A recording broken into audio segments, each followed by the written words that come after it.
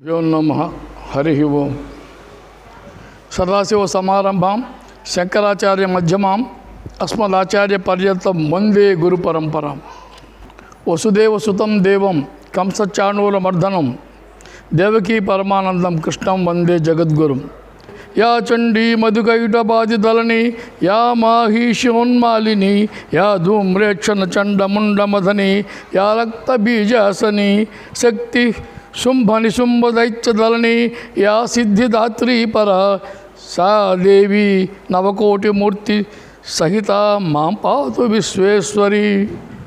ఇవాళ నుంచి వచ్చేవన్నీ కూడా ఇక్కడ దేవి సంబంధంగా చివరి దాకా కూడా ఇవాళ ముఖ్యంగా త్రిమూర్తులకి అమ్మవారు దర్శనమిచ్చి తన లోకానికి తీసుకెళ్లడం అనేటటువంటి అంశము, అక్కడి నుంచి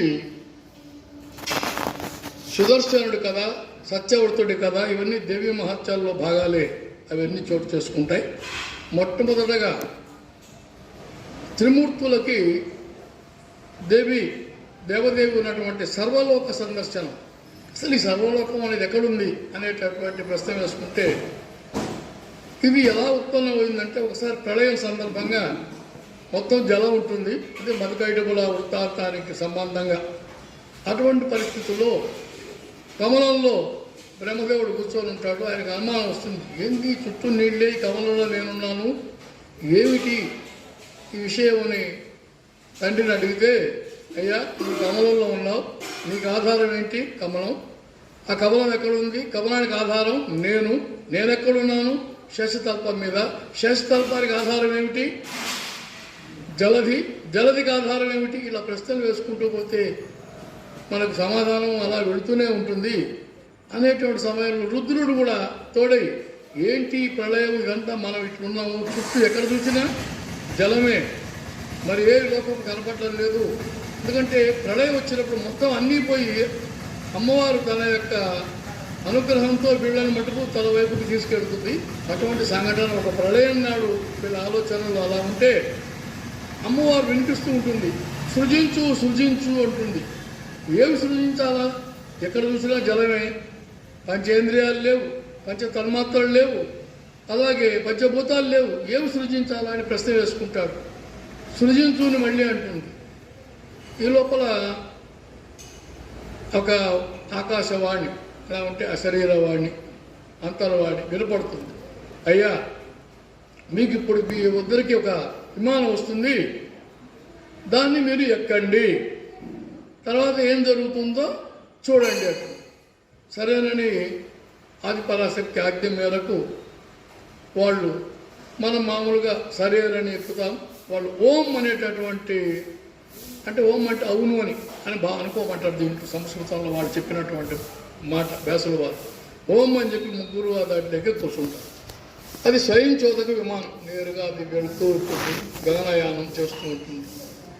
పోతూ ఉంటే నేరుగా వాళ్ళకి ఆకాశంలో వెళుతూ ఉంటే సుందర ఉద్యానవనాలు, ఎక్కడ పట్టే పూల తోటలు, అందమైనటువంటి నగరాలన్నీ కనపడుతుంటాయి. కానీ ఎటు చూసినా కింద జలము, పైన మటుకు అది ఉంది. పోగానే అక్కడ స్వర్గలోకం కనపడుతుంది. స్వర్గలోకం తర్వాత అక్కడ దేవేంద్రుడు ఇవన్నీ ఉంటారు. ఏంది మనమంతా ఇక్కడ ఉన్నాం, వీళ్ళంతా ఎట్టున్నారు ఏంటి అనుకుంటూ మనసులో విమానంలో పోతూ చూస్తూ ఉంటారు, అంతరిక్షయానం చేస్తూ చూస్తూ ఉంటారు. అక్కడి నుంచి మళ్ళీ ఇంకొంచెం పైకి వెళ్తుంది.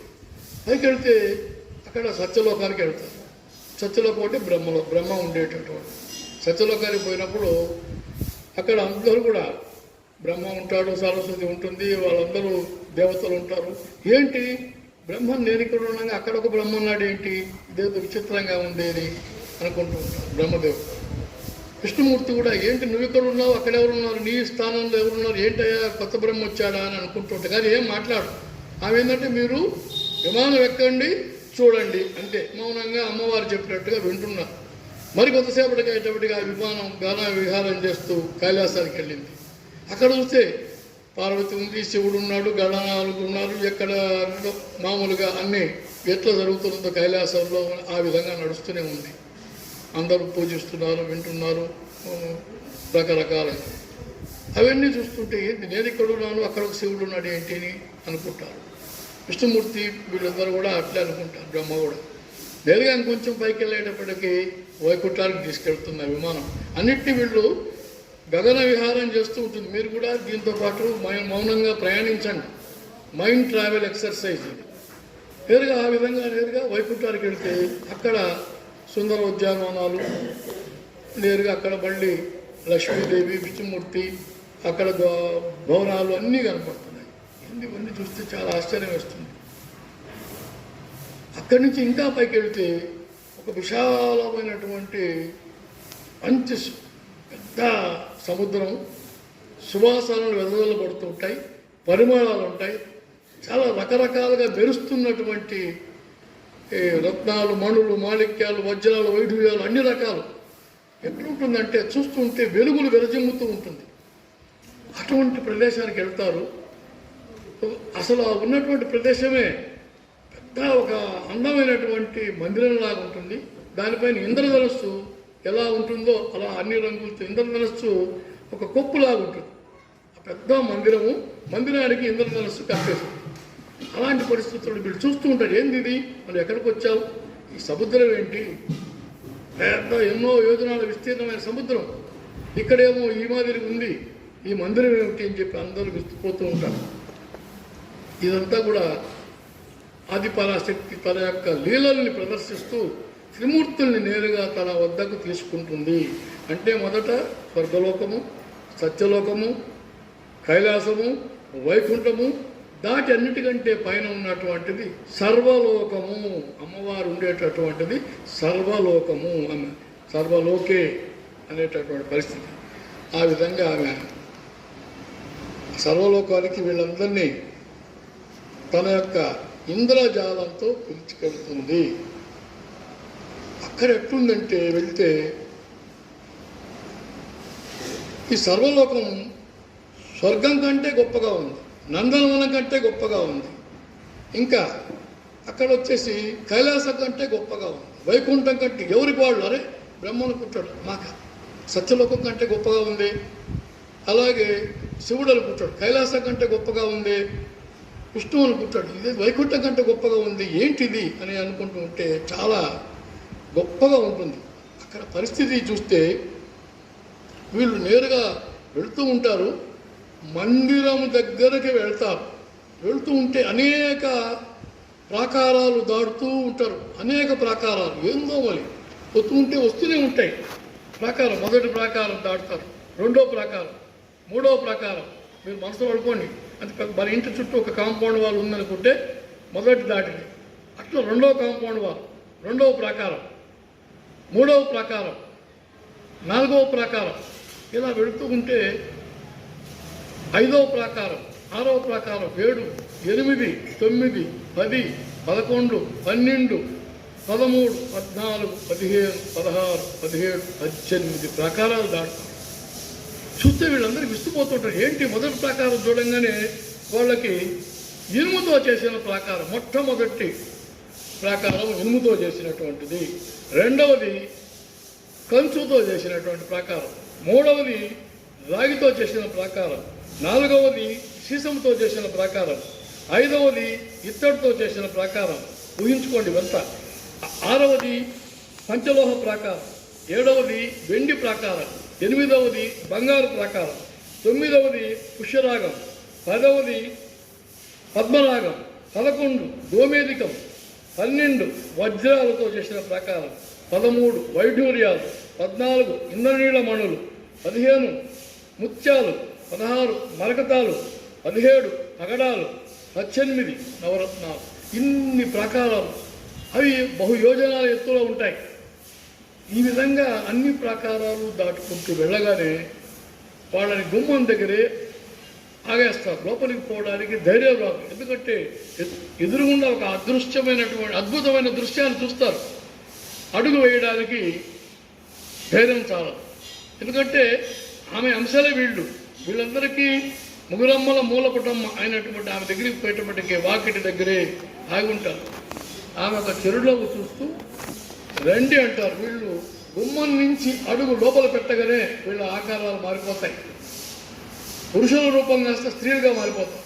విష్ణుమూర్తి వైష్ణవిగా, శివుడు శంకరుడు శాంభవిగా, బ్రహ్మ సరస్వతి, అది మొత్తం అందరూ కూడా బ్రాహ్మణి అనుకున్నాం.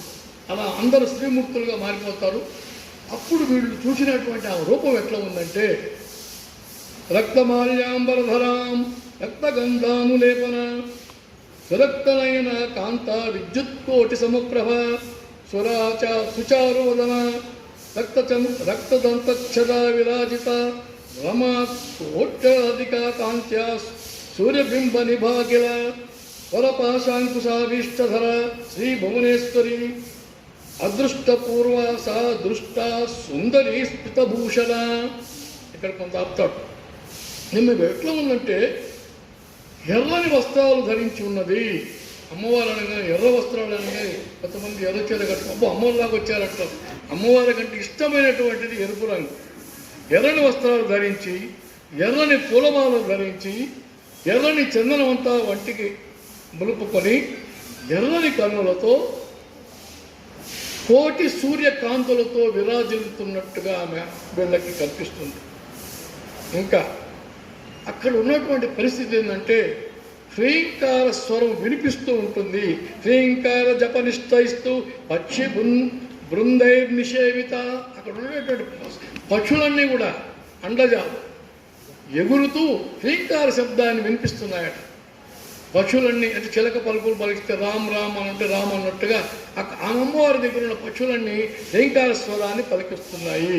అరుణ కరుణామూర్తి కుమారి నవయౌవన సర్వశృంగార వేషాఢ్య మందస్మిత ముఖాంబుజ. ఎప్పుడు చిరునవ్వుతో అందంగా ఉంది ఈమె, కరుణామూర్తిగా ఉంది, యవ్వనంలో ఉంది. అప్పుడే అంటే షోడశ కళలు కలిగినటువంటి ఆమె. సర్వశృంగార వేషాఢ్య అంటే ఎన్ని రకాల అందాలు ఉన్నాయో అన్ని రకాల అందులో కనపడుతున్నాయి. ఇంకా నామణి గణాకీర్ణ భూషణైరుపశోభిత అన్ని రకాల ఆభరణాలు వేసుకొని ఉంది, మణులన్నీ. ఎందుకంటే ఆమె దగ్గరే అన్ని రకాల మణులు చెప్పాం, గోడలే రకరకాల మణులతో ఉన్నాయని. కనత్ శ్రీచక్ర తాటాంక విటంక మదనాముజ. ఆమె చెవులకి శ్రీచక్ర తాటంకాలు పెట్టుకొని ఉంది ఆమె.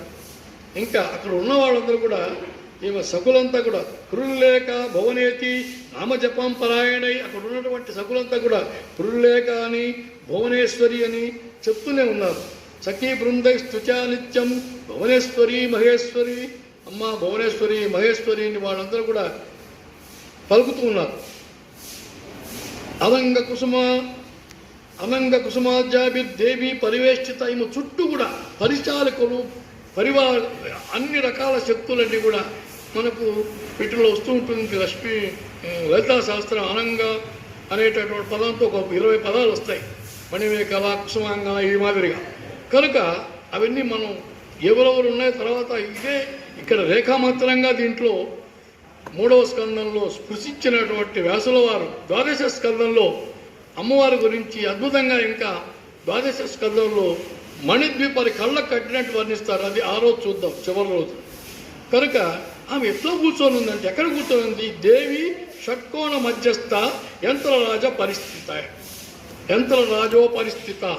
షట్కోణం 6 కోణాలు కలిగినటువంటి పీఠం మీద ఉంది.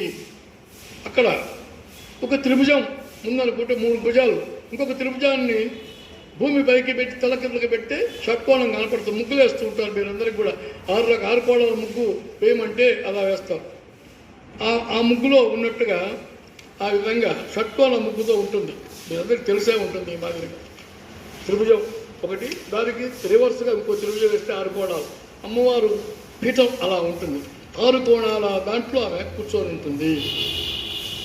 దేవి షట్కోణ మధ్యస్థ యంత్రరాజ పరిస్థితి. ఆమె కూర్చున్నటువంటి యంత్రము 6 కోణాలు కలిసి ఉంటుంది అంటాడు. ఇంకా సహస్రనయన, సహస్రకర, సహస్రవదన. ఈ విధంగా ఆమె దర్శనం ఇచ్చేటప్పటికి అందరూ ఆమె దగ్గరికి వెళ్ళిపోతారు. బాగా తెల్లమొహం వేసేస్తారు. ఆమె కూర్చొని ఉంటే ఆ చిరునవ్వు, దరహాసం, రూపం, లావణ్యం, అన్నీ వర్చస్సు వీళ్ళు తట్టుకోలేకపోతారు. నేరుగా ఆమె నుంచి నేరుగా చూడకుండా పాదాలు చూస్తారు. పాదాలు చూడగానే పాదాలు బంగారు రంగులో శరీరం, పాదాలు ఉంటాయి. పాదాల యొక్క గోర్లు తెల్లగా ఉంటాయి.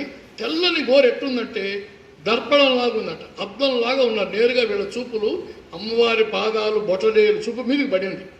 ఎందుకనంటే భగవంతుని నేరుగా మొహం చూస్తూ ఉంటే మనకు ఉంటుంది, నేరుగా చూడవలసి ఆశ్రయించవలసింది పాదాలు. అందుకనే ఇక్కడ వ్యాసుల వారు కూడా ఆమెను అంతా చూస్తూ ఈ త్రిమూర్తుల యొక్క దృష్టి ఆమె పాదము యొక్క బొటన వేలి యొక్క గోటి మీద నిలిపారు. చూడండి, గోరు చూస్తే అద్దంలాగుంది. ఆ గోటి అద్దంలో వీళ్ళకి ఏం కనపడుతుందంటే విశ్వం అంతా కనపడుతూ ఉందట. ఏ విధంగా మన పోతల గారి భాగవతంలో యశోదకి మట్టి తిన్నటువంటి కృష్ణుడి నోట్లో విశ్వం అంతా కనపడిందో, అమ్మవారి పాదము యొక్క గోటి యొక్క ఆ మెరుపు మీద వీళ్ళకి మొత్తం అన్ని లోకాలు కనపడ్డాయి. చూడండి మరి ఎంత గొప్పగా అక్కడ ఇచ్చారంటే, వీళ్ళ దృష్టి అక్కడికి పోగానే అమ్మవారి పాదం ఆశ్రయిస్తే ప్రపంచం అంతా అక్కడే ఉందయ్యా అని లెక్కలో చెప్పారు. ఈ విధంగా దర్శనం ఇస్తుంది దేవదేవి. వీళ్ళు ఆశ్చర్యపోతారు. అప్పుడు బ్రహ్మకు అనుమానం వస్తుంది, ఏంటివే ఈమె స్త్రీనా పురుషుడా?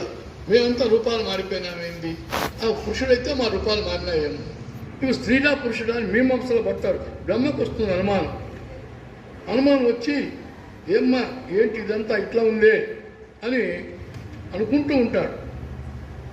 ఎవరు ఇవే? అప్సరస కాదే, గంధర్వకన్య కాదే, దేవతన కాదే, ఇంతకీ ఈమెవరు? స్త్రీయా పురుషుడా అనే మీమాంసలో పడతారు. అప్పుడు ఇలా అనుకుంటూ ఉంటే ఆమె ఇంకా వీళ్ళు అనుకుంటూ ఉంటారు, ఈమె ఇచ్చారూపిణి, నిత్యానిత్య స్వరూపిణి ఈమె. అప్పుడు మొట్టమొదటగా ఈమె ఎవరో గుర్తించిన వాడు విష్ణుమూర్తి. అప్పుడు గుర్తులంగానే అమ్మ గుర్తొస్తుంది దానికి. అరే, నేను వటపత్రశాయిగా ఉన్నప్పుడు నన్ను లాలించింది, అలల మీద తేలించింది ఈమె కదా, అమ్మే పరాత్పరి ఈమె అని ఆయన మొదటి స్పృహలోకి వచ్చి వీళ్ళతో అంటాడు. అబ్బో అమ్మేరా అని వీళ్ళు అనుకుంటారు. పరాత్పరి ఆమె జగజ్జనని తన యొక్క జ్ఞాపకాన్ని గుర్తు చేసుకొని వీళ్ళతో పంచుకుంటాడు విష్ణుమూర్తి. అలా వీళ్ళ ముగ్గురు నిలబడిపోయి ఉంటే అప్పుడు విష్ణుమూర్తి ఆమెని మొదటగా స్తుతిస్తాడు.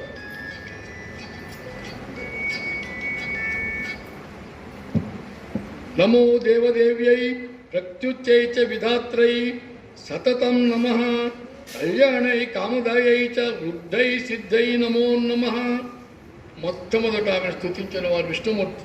అందుకని త్రిమూర్తికృత దేవి స్తుతి అని దీన్ని చెప్పుకొస్తారు. ఓ దేవి నమస్కారము, ప్రకృతికి నమస్కారం, విధాత్రికి నమస్కారం, కళ్యాణి నమస్కారం, కామదకు నమస్కారం, వృద్ధికి నమస్కారం, సిద్ధికి నమస్కారం, సచ్చిదానంద రూపిణికి నమస్కారం. ఈ భవనంలోని మరో ముగ్గురు త్రిమూర్తులని ఇప్పుడే చూసామమ్మా. మేము ఇక్కడ ముగ్గురు ఉన్నాం, కానీ వస్తూ అక్కడ బ్రహ్మను చూసాం, మరొక చోట రుద్రుని చూసాం, మరొక చోట విష్ణువుని చూసాం. ఏంటి ఈ మాయ అని అంటుంటాం. సృష్టి స్థితి లయకారులమని మేమంతా అనుకుంటున్నాం. నిజానికి మేము స్వతంత్రులు అనుకున్నాం, కానీ మేము స్వతంత్రులం కాము, పరతంత్రులము. నీ యొక్క ఆలోచనతో మేము ఈ కార్యక్రమాలు నిర్వహిస్తున్నామని నాకు అర్థమైనది అని చెప్పుకొస్తాడు. ఇంకా అంటాడు, నమో దేవదేవి మహావిద్యే నమామి చరణౌతవ సదాజ్ఞానం ప్రకాశమే దేహి సర్వార్థే శివే. ఓ మహావిద్య, ఓ దేవదేవి, ఓ శివాని, ఓ సర్వార్థప్రద, నీ పాదాలకు నమస్కరిస్తున్నాను, జ్ఞానాన్ని ప్రసాదించు అని విష్ణు అంటాడు. ఇంకా శివుడు తర్వాత నరుచిరస్తి మమాంబ పదాంబుజం తవ విహాయ శివే భువనేశ్వరం నివసితుం నర దేవమహ్యాచ త్రిభువనశ్చ పతిత్వ మహాత్మ్యమై. అమ్మా, నీ దగ్గరే ఉంటా. నాకు ఇక్కడి నుంచి వెళ్ళడానికి ఇష్టం లేకుండా ఉంది. మమ్మల్ని యువతులుగా మార్చేశావు.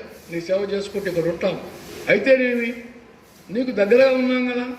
పురుషుడిగా ఉంటే అక్కడే నిలబెట్టావు, గేటు దగ్గరే. రూపం మార్చావు, దగ్గరికి లాక్కున్నావు. అంటే నీ అంశం చెప్పి మమ్మల్ని గుర్తించి నీ దగ్గరికి తీసుకున్నావు. నేను కూడా అంతే.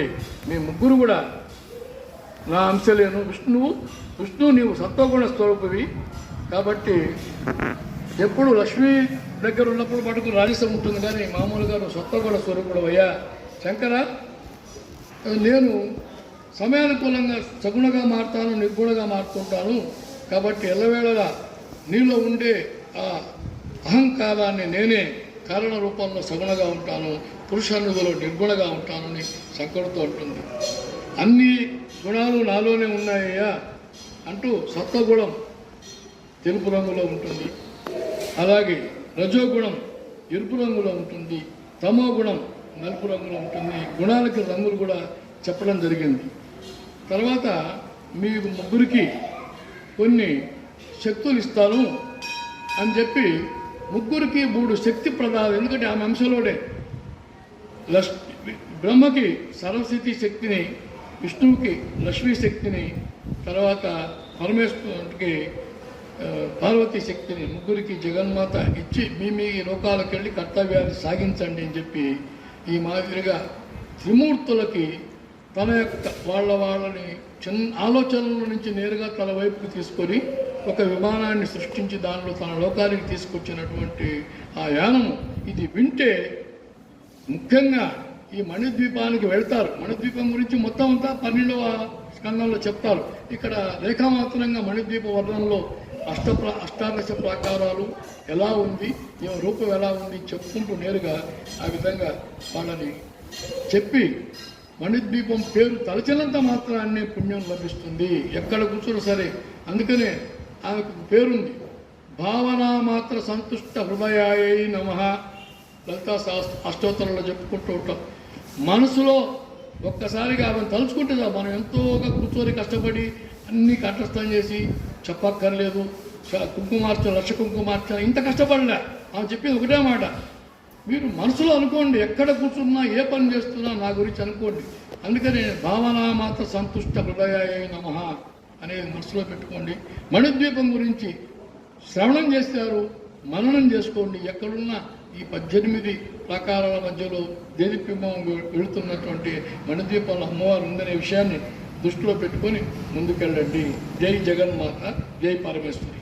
తర్వాత అమ్మవారి లీలల్లో మరొక భాగంగా సత్యవ్రతుడు అనేటటువంటి ఒక కథ ఉంది. ఇది చాలామందికి కూడా తెలిసిన కథ. కొంతవరకు కోసల దేశంలో దేవదత్తుడు అనేటటువంటి బ్రాహ్మణులలో సంతానం కొరకు ఆయన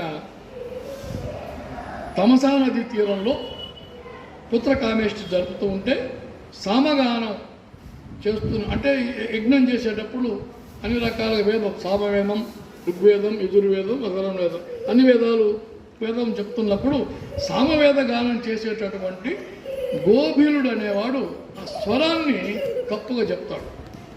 దానికి కోపించి ఈ దేవదత్తుడు తప్పుగా స్వరం పలికావు, యజ్ఞం యొక్క ఫలితాన్ని పోగొట్టావయ్యా, నువ్వే మూర్ఖుడు అని తిట్టాడు. అప్పుడు అతని కోపం వచ్చి, యజ్ఞానికి పిలిచావు, నేను చక్కగా యజ్ఞం చేయిస్తున్నాను, ఏదో గొంతు బాగలేక స్వరం కొంచెం ఉదాత్తంగా ఉదాత్తమ జరిగింది, అంతకే అంత కోపం చెప్పాలా, నువ్వు నన్ను మూర్ఖుడు అని అంటావా, నీకు పుట్టబోయే కొడుకు మూర్ఖుడు అవుతాడు, మగవాడు అవుతాడు, ఏదో ఒకటి మాటలేరావు మూర్ఖుడు అయిపోతాడని చెప్పాడు.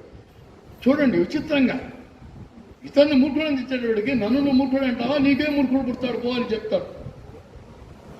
తర్వాత అంతలో కళ తెలుసుకొని, ఏందయ్యా ఇది పరిస్థితి, ఇంతలోకి చిన్నదానికి యజ్ఞ ఫలంగా వచ్చేదానికి పుత్రుడు కలుగుతాడు, కానీ ఈ పరిస్థితి వస్తుంది అని చెప్పి అతను మళ్ళీ ప్రాధాన్యపడితే, నేను చెప్పాను కానీ నేనేం దాన్ని తిరగదిప్పలేనంట. సరే, అమ్మవారి కటాక్షం ఇదంతా అమ్మవారి లీలల్లో మొదటిది. అంటే యజ్ఞం చేసేటప్పుడు అపస్వరం దొల్లినా వచ్చిన యాజ్ఞికుల్ని విమర్శించకూడదు అనేటటువంటిది. అది పాపం ఉంటే అతనికే పోతుంది, నువ్వు అతన్ని తిట్టి శాపం పెట్టేటప్పటికీ అది ఎదురు కొడుతుంది చెప్పడం. ఆ విధంగా ఈ తర్వాత ఈయనకి యజ్ఞ ఫలితంగా సంతానం కలుగుతుంది. అతనికి ఉతజ్జుడు అనే పేరు పెడతారు. ఈ దేవదత్తుడి కొడుకు ఉతజ్జుడు. 12 ఏళ్ళైనా అతనికి మాట రాదు, యజ్ఞం ఉపనయనం చేస్తారు, ఏమి పలకలేడు, అట్లే ఉంటాడు. అందరూ నిందిస్తూ ఉంటే ఇతను తల్లిని అనాదరిస్తే ఇల్లు వదిలేడు. చూడండి, ఇది కూడా మరొక సందేశం ఇస్తున్నాడు. బయట వాళ్ళు బిడ్డను నిందిస్తే పర్వాలేదు, తల్లిదండ్రులు కూడా వాడిని హీనంగా చూస్తే ఏం చేస్తాడు, ఇల్లు వదిలి వెళ్ళిపోయాడు. ఇతను గంగా తీరంలో ఒక పర్వశాల వేసుకొని ఉంటున్నాడు. దొరికిన ఆకులు, అలవులు, పళ్ళు, కాయలు తిని జీవిస్తున్నాడు. అతనికి మాట రాకుండా ఉండేటప్పటికి అందరూ ఉన్నాయి, ఇతను మౌనవతనం చేస్తున్నాడు, గొప్ప పుణ్యం అనుకున్నారు అక్కడ ఉండేవాడు. ఇతనికి మాట్లాడలేవే రాదు, ఏం చేయడు, ఏదో తీసుకుంటాడు, తింటాడు, దండం పెట్టుకుంటాడు, కూర్చొని ఉంటాడు. అమ్మాయి ఏం చేయాలో కూడా తెలియదు. ఇతనికి మంత్రం లేదు, ఏం లేదు. ఇతనైతే మౌనంగా ఉంటూ సత్యవ్రత దీక్ష చేస్తున్నాడని అనుకుంటారు అందరూ బయట వాళ్ళకి. ఈయన మౌన భాషను వలన అందరూ ఈయన ఏదో గొప్ప తపస్సు మహామౌని అని అనుకుంటూ ఈయన్ని అంటూ ఉంటారు. ఇదికేమీ తెలియదు. అటువంటి పరిస్థితుల్లో దైవం అనుకూలించకపోతే ఎలా వస్తుంది చదువు? అతను బాధపడుతుంటాడు. దైవ బలం ఉండాలి కానీ అది లేకపోతే ఏంది అని అనుకుంటూ ఉంటాడు. ఒకసారి ఒక వేటగాడు బోయవాడు ఒక పందిని దొరుకుంటూ వస్తాడు, బాణాలు వేస్తాడు, పంది ఈయన ఆశ్రమంలో దూడుతుంది. ఈయన మౌనంగా కూర్చొని ఉంటాడు, పొయ్యి ఎక్కడో దాక్కుంటుంది బాధపడుతుంది. అది మూలుగుతూ ఉంటే ఇతనికి ఆ మూలుగులో ఒక శబ్దం వినపడుతుంది, హ్రీం అని మూలుగుతూ ఉంటుంది. అది ఇతనికి గుర్తుపట్టుకొని ఆ శబ్దం అమ్మవారిచ్చిన సూచన ఏమో తెలియదు, ఆ శబ్దాన్ని భలే ఉంది ఇతను మొదటిసారిగా ఈయన కూడా హ్రీం అంటాడు. అంటే పంది మూలుగులో నుంచి ఈయనకి అక్కడ సందేశం వచ్చింది. ఆయన అదే అనుకుంటూ కూర్చొని ఉంటాడు గమ్మని. అబ్బాయి వాడు వచ్చి, ఏమయ్యా చూస్తున్నావు, ఎటుపోయింది? పంది ఒకటి వచ్చింది, నేను బాణ వదిలాను, నీకేదో కనపడిందంటే ఇతనికి అది బాధ చూసి జాలేసింది. చెప్తే దాన్ని చంపేస్తాడు, చెప్పకపోతే అబద్ధం చెప్పినట్టు అవుతుంది. ఏం చేయాలా? మేము అసలు ఇతను ఆ హినిమ్మని ఉచ్చరించేటప్పటికి ఇతనికి బుద్ధి కుశలకి ఇచ్చింది అమ్మవారు. అంటే 12 ఏళ్ళు మౌనంగా ఉన్నాడు. మాట ఎంత తక్కువగా మాట్లాడితే శక్తి అంత పెరుగుతుంది, వాక్శుద్ధి. అందుకని ఇతను 12 ఏళ్ళు పాటు ఇంకా ఆ విధంగా అరణ్యంలో మరొక 12 ఏళ్ళు, దాదాపు 24 ఏళ్ళు మౌన దీక్షలో ఉన్నాడు. ఆ దీక్ష ఇతనికి అక్కడ ఫలితం ఇచ్చింది. అతను అప్పుడు ఆలోచించాడు, పంది ఎక్కడుంది అని చెప్తే హింస కిందకి నేను చెప్పినట్టు అవుతుంది, నరకానికి పోతాను. చెప్పకపోతే వీడు ఆయన ఆకలి తీర్చడానికి నేను అబద్ధం చెప్పాను. అందుకని ఇతను అడుగుతాడు, మళ్ళీ ఏం మరి మాట్లాడకుండా ఉలుకు పలుకు లేకుండా అంటే, అయ్యా అది వచ్చింది ఏమో నాకు తెలియదు, చూచేవి కళ్ళు, అవి మాట్లాడలేవు. అది వచ్చింది చూచింటా కానీ కళ్ళు మాట్లాడేది కదా, కనుక మాట్లాడేది నోరు, అది చూడలేదు. అది వాడికి ఈ విధంగా చెప్తున్నాడు. అంటే చూచేది కళ్ళు, అవి మాట్లాడలేవు, మాట్లాడేది నోరు, అది చూడలేదు అని వాటి ఇద్దరితో పిచ్చి సన్యాసి లాగున్నాడని వాడు వెళ్ళాడు. ఇది ఇంకేదన్నా చూసుకోపోయా అన్నాడు. ఆ విధంగా ఆ పందిని రక్షించిన దానివల్ల ఇతని యొక్క బుద్ధి కుశలత వచ్చి ఆ క్షణంలోనే కాళిదాసుకి బీజాక్షరాలు అమ్మవారు నాలుగు మీద రాస్తే మహాకవి అయిపోయినట్టుగా ఈ పంది మూలుగు ద్వారా ఈయన అమ్మవారు జపం చేసుకొని నేరుగా తర్వాత నాన్న వచ్చి ఉత్తర్జుడు వచ్చి నేరుగా అబ్బో ఇతను తీసుకొని గొప్ప పండితుడై తర్వాత ఈ విధంగా అతను ఆది పరాశక్తి యొక్క భక్తుల్లో గొప్పవాడైపోతాడు. తర్వాత వచ్చేసి ఆయన కనుక ఆది పరాశక్తి ఏకైక ఆరాధనీయ సుఖసేవ్య నామాక్షరాన్ని అనుద్దిష్టంగా కనుక ఉచ్చరించరా అంటే మనం అనుకోకుండా కూడా మన యత్నం లేకుండా ఉచ్చరించిన ఫలితం ఇస్తుంది అని చెప్పి దీంట్లో ఈ సత్యవతుడు కదా ఈ విధంగా ఈయన అందుకని ఆమె కామద అయింది. కాబట్టి ఈయన ఈ విధంగా ఆయన సత్యాన్ని పలుకుతూ సత్యవతుడుగా పేరుగాంచిన వాడు. అలాగే గొప్పవై ఇతను అనేక యజ్ఞాలు చేసి గొప్పవాడైనాడు, గొప్ప పండితుడిగా పేరు వచ్చింది ఆయనకి. ఈ విధంగా అమ్మవారి యొక్క దీక్ష మౌన దీక్ష ఉంది. అందుకని కొంతమంది వారానికి ఒకరోజు మౌన వ్రతం పాటించేవాడు.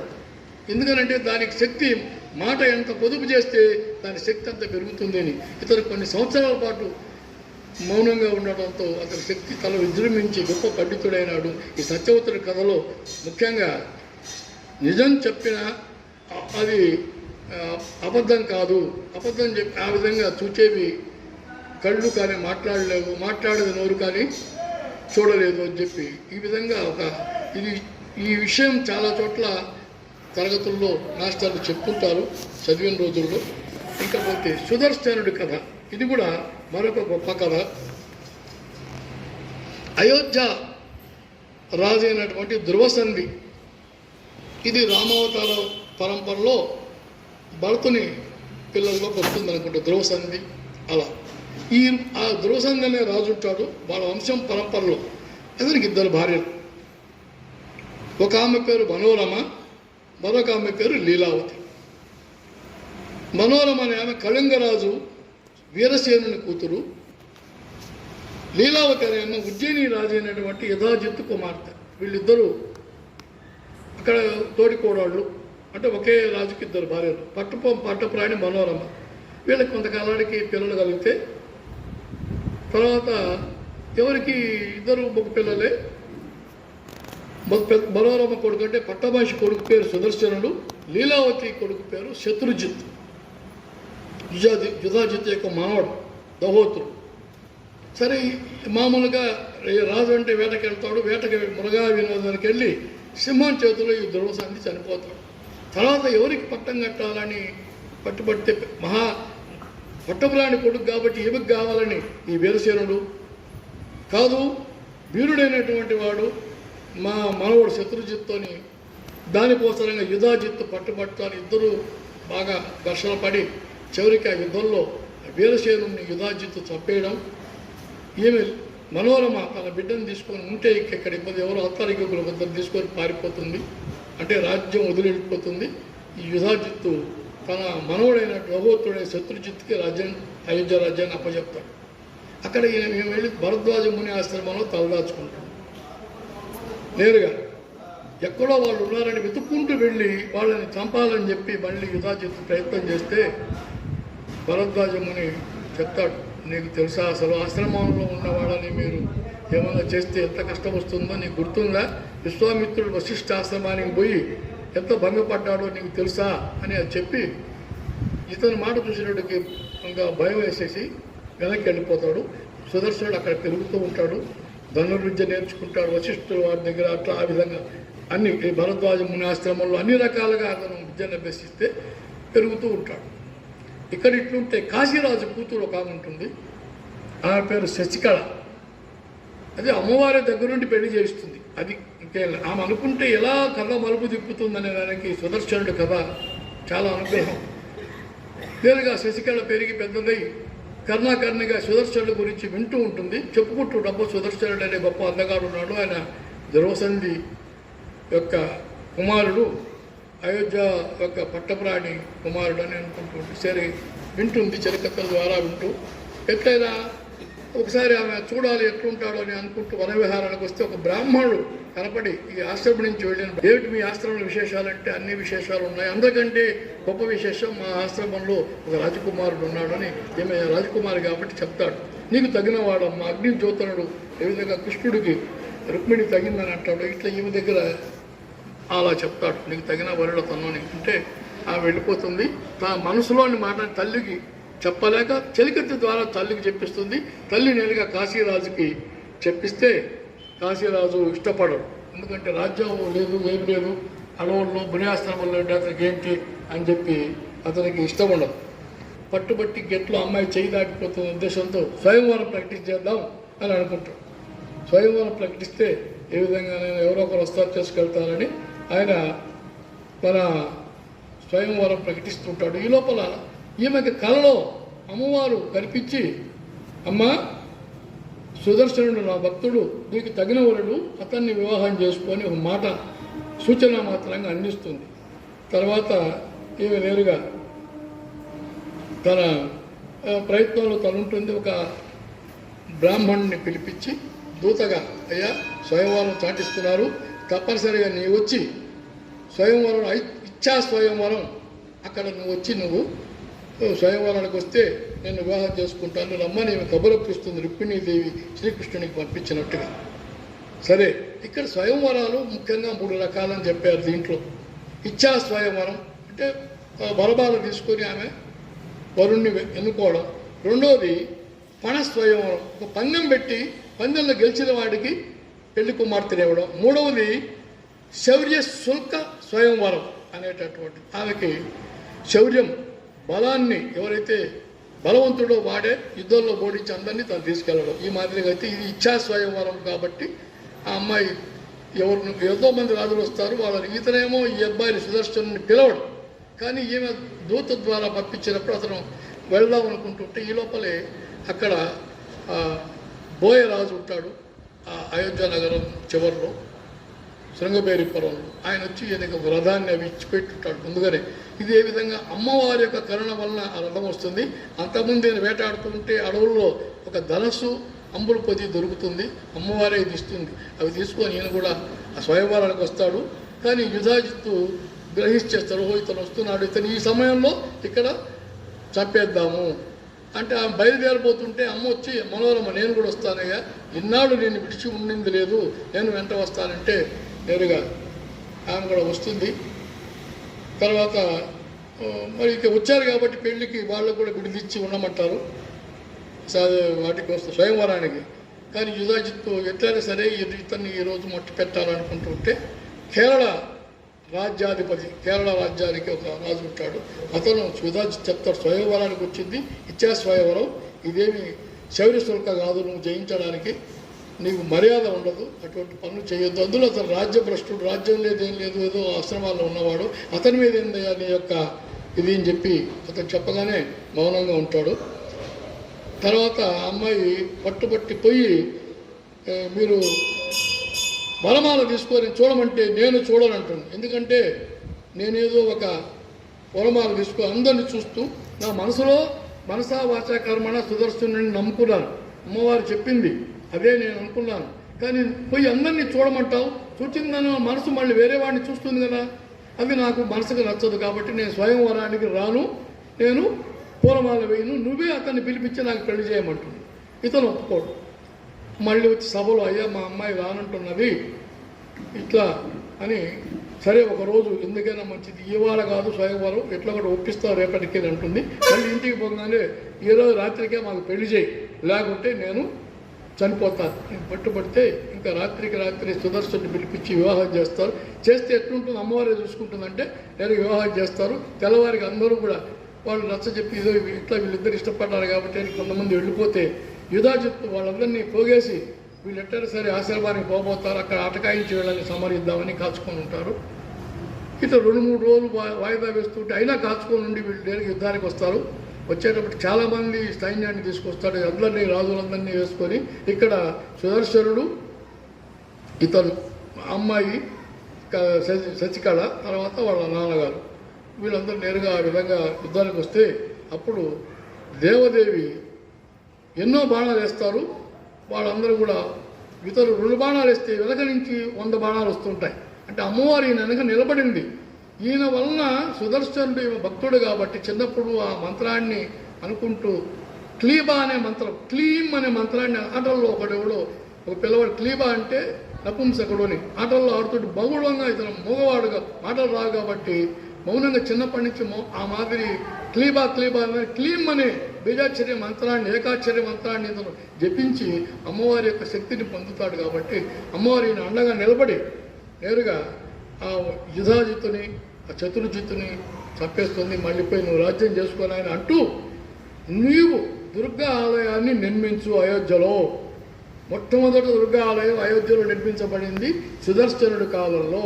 అలాగే కాశీరాజుతో కూడా చెప్తుంది, అయ్యా నీవు కూడా కాశీలో దుర్గాదేవి ఆలయాన్ని నిర్మించుంటుంది.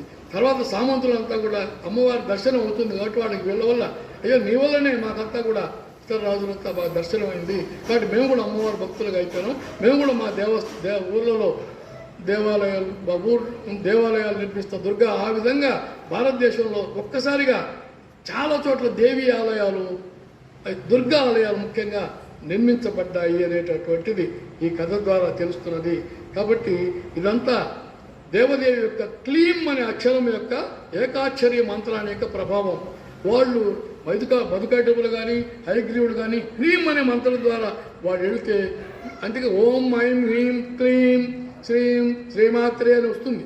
అలాగా కాబట్టి ఆ 3 బీజాక్షరాలు ఒక ఏకాక్షరం ఒక్క మంత్రాన్ని మననం చేసుకున్నా ఇంత ఫలితం. రాజ్యం పోయిన రాజ్యం వచ్చింది, వివాహమైంది, గొప్పగా రాజుకు అల్లుడైనాడు, ఎన్నో ఆలయాలు కట్టించి ప్రసిద్ధిగా అమ్మవారి భక్తులుగా చాలామందిని మార్చాడు.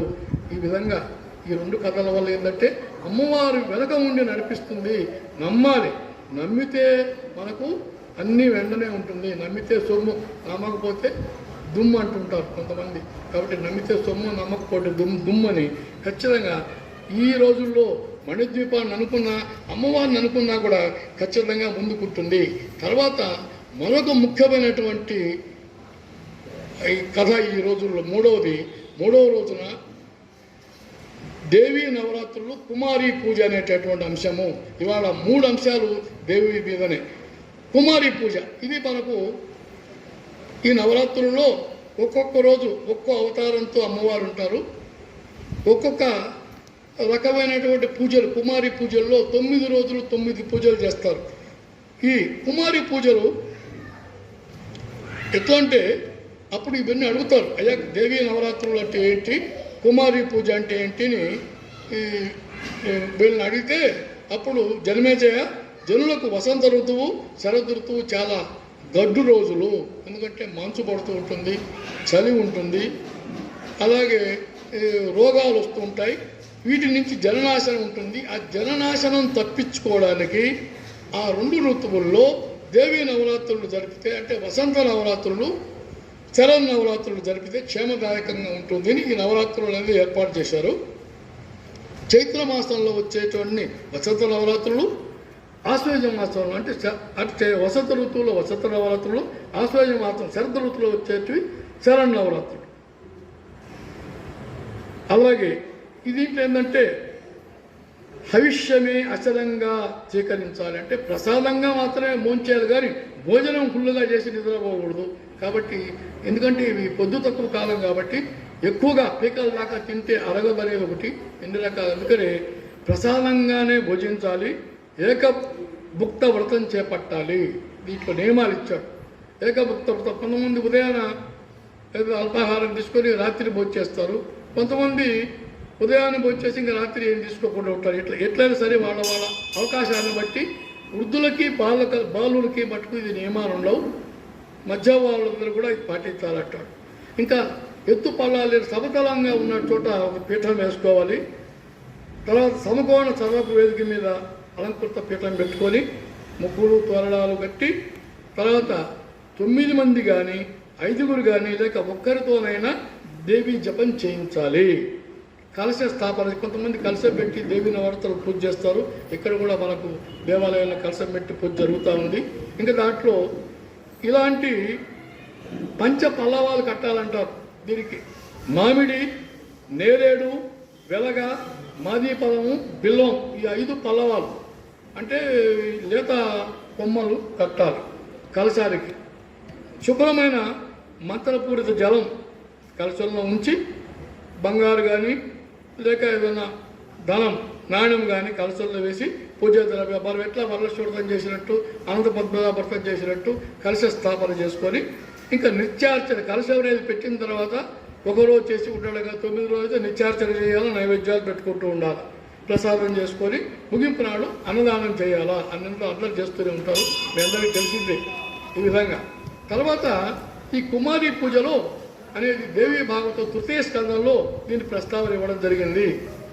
కుమారి పూజ ఎలా చేయాలి, ఏమి ఫలితం వస్తుంది, దేవీ నవరాత్రులు ఒక్కొక్క రోజు ఒక్కొక్కరిని ఎలా పూజించాలి అనేటటువంటిది.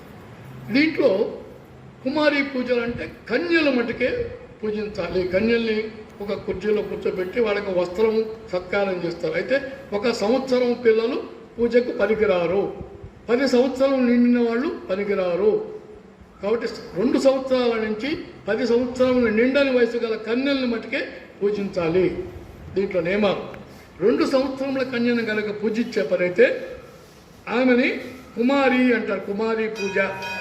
ఈ 2 సంవత్సరాల అమ్మాయిని కుమారిగా చేసి అమ్మవారి అవతారంగా భావించి పూజిస్తే దారిద్ర్యం నశిస్తుంది, దుఃఖములు తొలగిపోతాయి, దీర్ఘాయుష్ వస్తుంది, శత్రు విజయం తగ్గిస్తుంది. ఫలితం కూడా చెప్పేశాడు ఆయన వ్యాసుల వారు.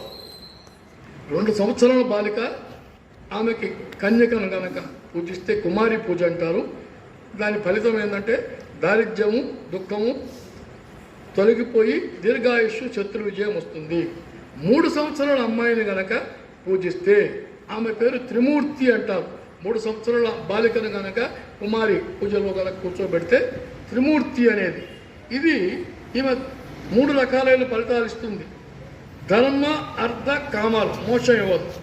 ధర్మము అర్థము కామ 3 రకాల ఫలితాలు ఈమె ఇస్తుందంటాడు. ఇంకా ధన ధాన్యాన్ని అమ్మవారిగా భావించి పూజిస్తే 5 సంవత్సరాల అమ్మాయిని కుమారిగా భావించి పూజ చేస్తే ఆరోగ్య స్వస్థత చేకూరుతుంది అంటారు. తర్వాత 6 సంవత్సరాల అమ్మాయిని కనుక పూజ చేస్తే కాళిక అంటారు. శత్రు విజయం, శత్రు నాశనం, విజయం, శత్రువుపై విజయం. ముఖ్యంగా రాజకీయ నాయకులు ఇట్లాంటివి ఎక్కువ ఇష్టపడతారు. ఈ రోజులు శత్రువులు అంటే రాజకీయాల్లోనే బయట ఎక్కడ ఉండరు. కాబట్టి కాళిక అనేటటువంటి కన్యని ఆమె కాళికగా భావించి కనుక పూజిస్తే శత్రు నాశనం జరుగుతుంది. ఇంకా 7వ సంవత్సరం అమ్మాయి కన్యకను కనుక చేస్తే చండిక అంటారు. 7వ సంవత్సరం అమ్మాయిని చండిక అంటారు. ఐశ్వర్యప్రదమైనటువంటిది. ఈ పూజ ఫలితము ఐశ్వర్యం వస్తుంది. 8 సంవత్సరముల అమ్మాయిని కనుక పూజిస్తే దుర్గా. 8 సంవత్సరాలకి శాంభవి అంటారు. ఈమె అధికారుల మెప్పు, ఉద్యోగం చేసేవాళ్ళు కానీ లేకుంటే ఎవరి దగ్గర పనిచేసేవాళ్ళు పై వాళ్ళ మెప్పు పొందాలంటే శాంభవి అవతారాన్ని పూజిస్తే కలుగుతుంది. ఇంకా 9వ సంవత్సరం అమ్మాయిని పూజిస్తే దుర్గ అంటారు. దీంట్లో ఉగ్ర పద్ధతి, సౌమ్య పద్ధతి రెండునే. దుర్గలు పూజించడంలో ఉగ్ర పద్ధతి కనుక చేస్తే సకల శత్రు వినాశనం జరుగుతుంది. సౌమ్య పద్ధతులు చేస్తే కార్యసిద్ధి కలుగుతుంది. 10వ సంవత్సరం నిండని అమ్మాయి 9వ ఐకలకు చేస్తే సుభద్ర అంటారు. అలాంటి అమ్మాయిని కన్యగా భావించి కుమారిగా చేస్తే వాంఛితార్థ ప్రదాయని. ఈ విధంగా 9 రోజులు 9 రకాల కళ్యాణలతో, అంటే 2 సంవత్సరాల నుంచి 10 సంవత్సరాలు నిండని కన్యల దాకా చేయొచ్చు. కుమారి పూజ, త్రిమూర్తి పూజ, కళ్యాణి పూజ, రోహిణి పూజ, కాళికా పూజ, చండికా పూజ, శాంభవి పూజ, దుర్గా పూజ, సుభద్ర. కానీ కొంతమంది శక్తి ఉన్నవాళ్ళు ప్రతిరోజు 9 కన్యలతో కూడా చేసుకోవచ్చు. వాళ్ళ శక్తిని బట్టి వాళ్ళకి ప్రతి ఒక్కరిని పిలిచిన తర్వాత వాళ్ళకి వస్త్రం ఇవ్వాలి. అమ్మవారికి ఇచ్చినట్టుగానే వాళ్ళకి పట్టు వస్త్రాలు ఏవో వాళ్ళకి డ్రెస్సు కుట్టించి వేసి అలంకరణ చేసి పూలు వేసి వాళ్ళని అమ్మవారిగా భావించి వాళ్ళ చేత ఆశీర్వాదాలు తీసుకోవడం. ఇవన్నీ శాస్త్రంలో దేవీ భాగవతంలో దేవీ నవరాత్రులప్పుడు చేస్తున్నటువంటి కుమారి పూజ విశేషాలు. అలాగే ఇది ఎవరెవరు చేయొచ్చు అంటే బ్రాహ్మణ క్షత్రియులు అనేవాళ్ళు బ్రాహ్మణ కన్యను పూజించాలి. వైశ్యులు బ్రాహ్మణ క్షత్రియ వైశ్య కన్యల్ని పూజించవచ్చు. శూద్రులు బ్రాహ్మణ క్షత్రియ వైశ్య శూద్ర కన్యలు పూజించవచ్చు. 9 రోజుల పాటు చేయలేని వాళ్ళు అష్టమి రోజున చేస్తే గొప్పగా ఉంటుంది. ఎందుకంటే భద్రకాళి జన్మదినం అష్టమి కాబట్టి ఆ రోజు చాలా గొప్పగా ఉంటుందని చెప్పారు. అలాగే బ్రాహ్మణ కన్యను పూజిస్తే సర్వకార్య సిద్ధి, క్షత్రియ కన్యను పూజిస్తే విజయము, వైశ్య శూద్ర కన్యను పూజిస్తే అర్ధలాభము కలుగుతుంది చెప్తాడు. ఇంకా ఉపవాసం ఉండలేని వాళ్ళు అన్ని రోజులు 9 రోజులు ఉపవాసం ఉండలేని వాళ్ళు 3 రోజులు చేస్తే చాలు. అంటే సరస్వతి పూజ రోజు, దుర్గాష్టమి, మహానవమి ఈ 3 రోజులు ఈ కన్యలను పెట్టి పూజ చేసుకోవచ్చు అని అంటాడు. అలాగే ఈ విధంగా అమ్మవారు పూజ చేస్తూ ఇక్కడ ఆ రోజు ఉన్నటువంటి ఎవరెవరు దేవతలు ఆవాహించబడతాయంటే మొదటి నవదుర్గలు. ఇది కూడా అందరికీ చేస్తూ ఉంటారు కొంతమంది పూజ చేసే వాళ్ళకి. శైలపుత్రి మొదటి దుర్గా అవతారం, మొదటి రోజు అవతారం ఆమెకి శైలపుత్రి అంటారు. ఆమె ఎద్దు వాహనంగా ఉంటుంది. ఆమెకి దేవి శైలపుత్రై నమః అనేటటువంటి మంత్రంతో ఆమెను జపించవచ్చు. ఆమె సర్వాభరణ భూషిత బాగుంటుంది, ఫలాలిస్తుంది. అలాగే 2వ అవతారము నవదుర్గల్లో 2వది బ్రహ్మచారిణి అంటారు. ఈమె ఓం దేవి బ్రహ్మచారిణ్యై నమః అనేటటువంటి బీజా మంత్రంతో ఆమెని జపించవచ్చు. ఈమె కూడా కరుణిస్తుంది. 3వ అవతారం చంద్రగంట. ఈమె శక్తి అవతారము. మొదటి శైలపుత్రికి ఎద్దు వాహనము.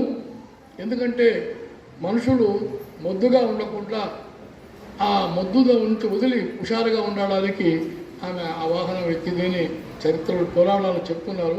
బ్రహ్మచారిణి ఆమె వాహనం లేదు, శివుడికై తప్పించి బ్రహ్మచారిణిగా శివుని కోసం తప్పించినటువంటి అవతారం అది.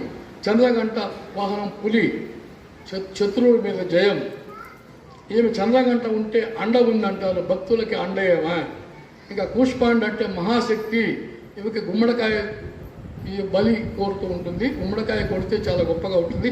సింహవాహిని ఓం ఐం హ్రీం క్లీం కుష్మాండై నమః ఆమె యొక్క బీజాక్షర మంత్రం. స్కందమాత సుబ్రహ్మణ్య స్వామి తల్లి సింహవాహనము అవతారము. ఓం దేవి స్కందమాత్యై నమః. తర్వాత 6వ రోజు అవతారం శక్తి కాత్యాయిని అంటారు. ఓం కాత్యాయినై నమః. అలాగే ఆమెకు వాహనం చెప్పలేదు. కాళరాత్రికి వాహనం గాడిద వాహనంలో ఉంటుంది. ఆమె కాళరాత్రి అవతారము చాలా భీకరంగా ఉంటుంది, నల్లగా ఉంటుంది. ఓం దేవి కాళరాత్రి నమః. ఈమె శత్రునాశనము, భయాలు, దుష్టగ్రహాలు వాటిని తొలగించడానికి పోతుంది. ఇంకా 8వ రోజు చేసే అవతారం ఆమె మహాగౌరి. ఈమె ఎద్దు వాహనం మీద ఉంటుంది. మానవులకి లాభం చేయడానికి శ్రామికకి ఉదాహరణ ఇక్కడ ఎద్దులు పంటలు పండించడానికి ఉంటాయి. కాబట్టి శ్రమజీవులు, మనుషులు శ్రమజీవులుగా ఉండాలని కోరుతుంది. ఓం దేవి మహాగౌరి అయి నమః అనేటటువంటి మంత్రంతో మేము చూడొచ్చు. ఆఖర రోజున 9 నవరాత్రుల్లో నవదుర్గ పూజలో 9వది సిద్ధిదాత్రి. ఈమె అతీత శక్తులు ఇస్తుంది. ఈమె యొక్క ఆసనం కమలం మీద ఉంటుంది. ఓం ఐం హ్రీం క్లీం సిద్ధిదాత్రే నమః అనేటటువంటి భావంతో ఆమెని పూజించవచ్చు. ఈ విధంగా 9 రోజులు కుమారుడి పూజ ఎలా చేయాలి, నవదుర్గలు ఎలా పూజ చేసుకోవాలి, సత్యవతుడు కదా, సుదర్శనుడు కదా, ఇవన్నీ తెలుసుకుంటూ అమ్మవారి యొక్క లీలలు మనం తెలుసుకుంటున్నాం.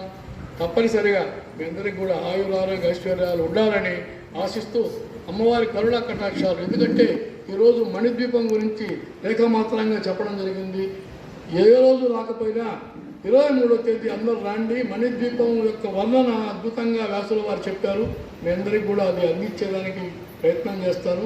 తప్పనిసరిగా ఏ రోజు వినకున్నా మణిద్వీపాన్ని 6 నుంచి 7 వరకు మణిద్వీప వర్ణన ఉంటుంది. ఎన్ని రోజులు పూజ చేసినా, మీరు ఎన్ని గంటలు చేసినా, 1 గంట మణిద్వీపం యొక్క వివరాలన్నీ వింటే నేరుగా అమ్మవారు మోక్షం ఇస్తానని చెప్పింది.